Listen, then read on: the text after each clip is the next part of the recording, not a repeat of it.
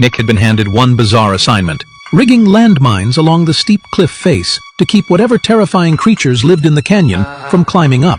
He was stationed in a bunker, built dozens of meters above ground level, and directly across the canyon stood an identical bunker. Contact between the two posts was strictly forbidden, and the whole operation was classified top secret. Cut off from the rest of the world in this remote canyon, Nick would have to tough it out alone for an entire year. What no one knew was that this was all a trap, concealing a massive conspiracy. Nick's job seemed straightforward enough, but he couldn't afford to let his guard down for a second.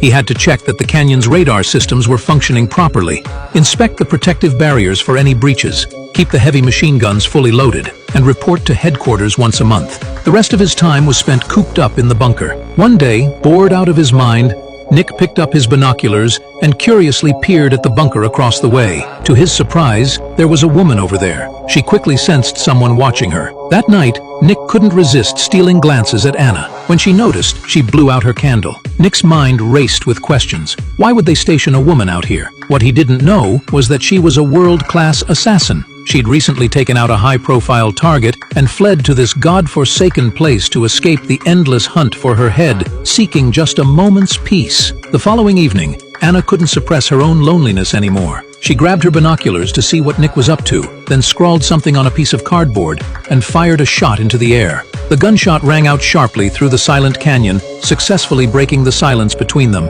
She asked for Nick's name, but Nick, mindful of Henry's warning, insisted they weren't allowed to communicate. Anna wasn't one to give up easily. She raised her sniper rifle and blew Nick's water bottle to pieces, then made a taunting gesture, her eyes full of mockery. Nick felt his pride take a hit. He quickly shouldered his rifle, took aim, and shattered Anna's wine bottle. But to his surprise, instead of getting angry, Anna clapped excitedly. She even held another bottle above her head, signaling for Nick to shoot again, as if testing both his marksmanship and his nerve. Suddenly, Anna's expression changed completely. She'd spotted something terrifying.